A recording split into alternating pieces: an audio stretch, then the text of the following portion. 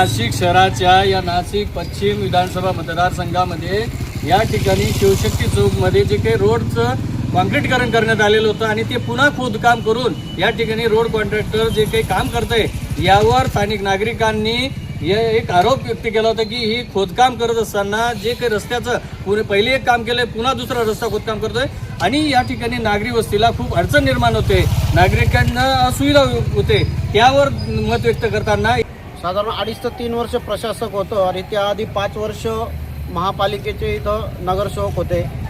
त्या नगरसेवकांनी कुठलेही कामं केले नाही. इथं स्थानिक लोकांचे ड्रेनेज लाईट पाणी असेल काही, परंतु मी कार्यकर्ता म्हणून माननीय आमदार सीमाताईंच्या निधीतून या ठिकाणी रस्ते मंजूर केले आणि हे रस्ते अतिशय व्यवस्थित झाले. ह्या कॉन्ट्रॅक्टरची पाईपलाईनच्या कॉन्ट्रॅक्टरची वर्क ऑर्डर 1 वर्ष आधीची आहे. तो चिंचोळे जाधव संकुल माडामध्ये 1 वर्षापासून काम करत आहे.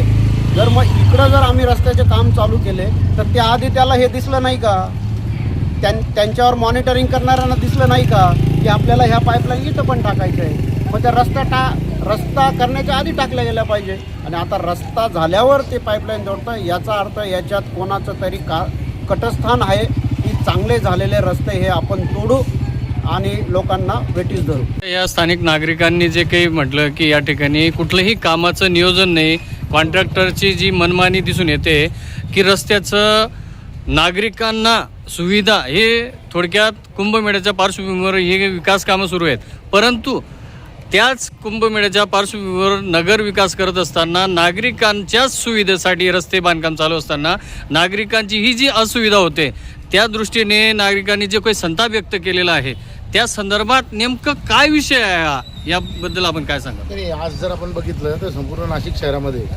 कुंभमेळ्याशी निगडीत किंवा शहरी विकासाशी निगडीत अनेक मोठे कामं चालू आहेत आणि ज्या वेळेला नागरिक इथं म्हणतायत की आमच्या लोकप्रतिनिधींकडून आम्हाला काहीच मिळालं नाही, त्यावेळेला आमदार सीमाताई हिरेंनी पुढाकार घेऊन इथे सिमेंट कॉन्क्रीटचे सगळे रस्ते मंजूर केले आणि आपण बघत असाल तर त्यांनी दिलेल्या शब्दाप्रमाणे सगळे रस्ते पूर्णत्वास देखील आलेले आहेत. परंतु आत्ताच मी त्या चोक्षी कॉन्ट्रॅक्टरशी बोललो, त्याचं असं म्हणणं आहे की मला प्रशासनाने सांगितलं की रस्ता झालेला असताना खोद.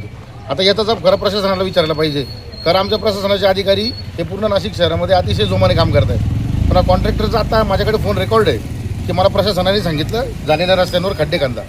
आता पहिला तर या सगळ्या नागरिकांच्या वतीने आम्ही त्याला जबाब विचारू की या झालेल्या सगळ्या रस्त्यांवर तुला परत खड्डे करण्याची ही परमिशन कोणी दिली होती.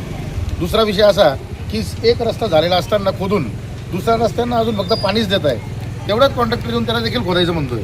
म्हणजे हा ढिसाळपणा कॉन्ट्रॅक्टरचा आहे, प्रशासनाचा आहे की लोकप्रतिनिधींच्या अभावाचा आहे, हे देखील नागरिकातून या ठिकाणी म्हणून राग व्यक्त होतोय. आणि उरला प्रश्न नागरिकांच्या गैरसोयीचा, तर शिवशक्ती चौकात मी अगदी लहानपणापासून राहिलेलो आहे. मला देखील इथल्या सगळ्या सुखसोयी कोणत्या वंचित आहेत ते पण माहिती आहे. गेल्या अनेक वर्षापासून हा रस्ताच नव्हता, आता कुठेतरी हा रस्ता झाला, त्याच्यात हा आम्हाला त्रास होतोय.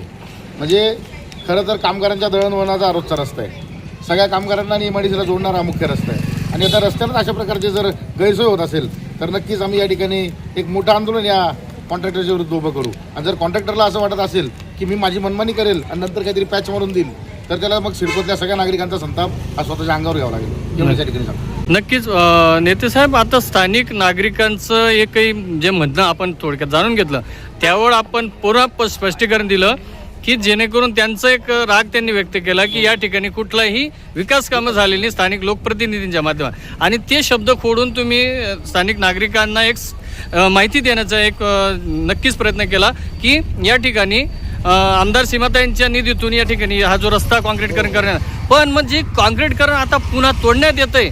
मग हे पूर्वी त्याच्यावर जी काही काम आता करावं लागतंय हे त्यावेळेस का करण्यात आलं नाही? मग आता हा जो काही रस्ता खोदून हे नुकसान केलं जातंय, मग हा नागरिकांच्याच पैशाचा दुरुपयोग केला जातोय असं वाटत नाही? याच गोष्टीशी निगडीत मी पहिले माहिती घेतली, कॉन्ट्रॅक्टरला फोन केला की तुला रस्ता करण्याच्या आधी तुझी पीओ आहे की रस्ता झाल्यानंतरची पीओ आहे.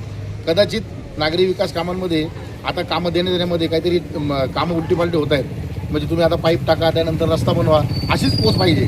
परंतु इथल्या नागरिकांची माहिती हा रस्ता पाहिजे होता म्हणून हा रस्ता कदाचित पहिले झाला असेल, हेच आपल्याला चेक करायचं आहे. परंतु कोणत्याही प्रकारचा नागरिकांचा टॅक्सचा पैसा आणि लोकप्रतिनिधींचा आपण जो काही खर्च करायचा म्हणतोय तो पण वाया जाणार नाही.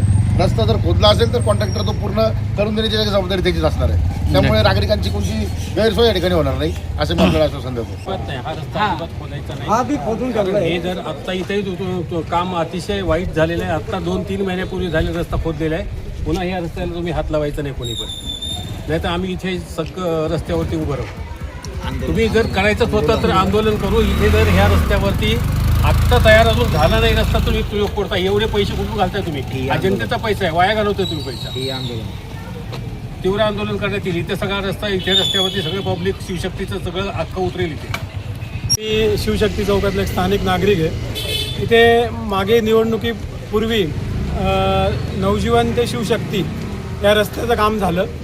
हा रस्ता काम होऊन फक्त 4 महिने झाले तरी नवीन पाईपलाईनसाठी परत खणण्यात आला तर आला. हा रस्त्याचे एकदम मधोमध खणण्यात आला. म्हणजे नियोजन काहीच नाही आहे. आम्ही प्रश्न विचारले ठेकेदाराला, तर ठेकेदार काय म्हणतात की तुम्ही लोकप्रतिनिधींना विचारा. लोकप्रतिनिधींना विचारलं त्यानंतर ठेकेदाराला विचारला. ठेकेदारांना म्हटलं तुमची वर्क ऑर्डर दाखवा, ते म्हणतो ऑफिसला या बघायला. म्हणजे काहीच नाही. अधिकाऱ्यांना फोन केला, अधिकारी म्हणता आम्ही येतो, 12:30ला येतो, 1 वाजता येतो. इथे सगळे नागरिक उपस्थित राहून सुद्धा कोणतेही अधिकारी ते आले नाही. कशाही प्रकारे रस्ता खोदला जातोय. नवजीवन ते शिवशक्ती हा रस्ता 4 महिने झाला, अक्षरशः एकदम वाईट अवस्था झाली. त्यानंतर आता हा शिवशक्ती ते आयट्या पुलाचं निवडणुकीपूर्वी स्थानिक नगरसेविका यांच्यासमोर आम्ही मिटिंग घेऊन पूर्ण नियोजनचं विचारलं. तेव्हा पण त्या स्थानिक नगरसेविका बोलल्या की जे पण काही नियोजन आहे, ड्रेनेज लाईन किंवा पाण्याची लाईन, याचे सगळे पाईप आम्ही टाकून देऊ जेणेकरून हा रस्ता खणला जाणार नाही. म्हणजे या रस्त्याचा अजून चालू पण झाला नाही. त्या रस्त्याला आहे असताना सुद्धा आज ते ठेकेदार तिथे आले ते आणि आम्ही खंदू. आम्ही विचारलं की बाबा कसं काय खणताय, याची वर्क दाखवा. काहीच नाही. आम्ही लोकप्रतिनिधींना पण फोन केले तरी कोणीच इथे येत नाही. स्थानिक नागरिकांना काहीच हे नाही आहे. अक्षरशः लोकांना एवढा त्रास दिला जातोय. लोकांचे दळणवळण सगळं ठप्प झालेलं आहे. पण शिवशक्ती मागे 15 वर्षापासून ना पाण्याची लाईन, ना ड्रेनेजची लाईन, ना रस्ता. अशा प्रकारे नाशिक शहराच्या या नाशिक पश्चिम विधानसभा मतदारसंघामध्ये या ठिकाणी शिवशक्ती चौकमध्ये जे काही रोडचं कॉन्क्रीटीकरण करण्यात आलेलं होतं आणि ते पुन्हा खोदकाम करून या ठिकाणी रोड कॉन्ट्रॅक्टर जे काही काम करतंय यावर स्थानिक नागरिकांनी एक आरोप व्यक्त केला होता की ही खोदकाम करत असताना जे काही रस्त्याचं पहिले एक काम केलंय, पुन्हा दुसरा रस्ता खोदकाम करतोय आणि या ठिकाणी नागरी वस्तीला खूप अडचण निर्माण होते, नागरिकांना असुविधा होते.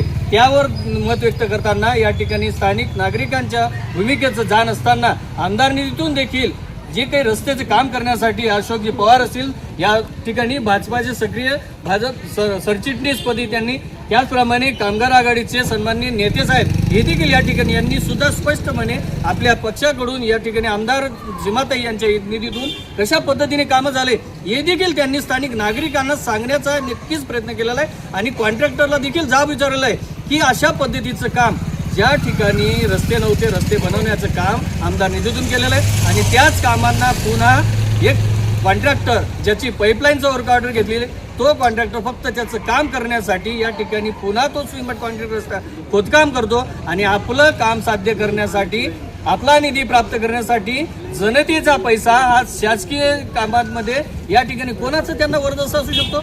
नक्कीच या सर्व यंत्रणेचा या ठिकाणी या नागरिकांच्या समस्यांचा, यांचा रागाचा, यांचा द्वेषाचा हा जो काही उद्वेग हा नक्कीच या प्रशासनापर्यंत पोहोचला पाहिजे आणि याची उत्तरं या प्रशासनाने नक्कीच दिली पाहिजे. या कॉन्ट्रॅक्टरला असा अधिकार कोणी दिला?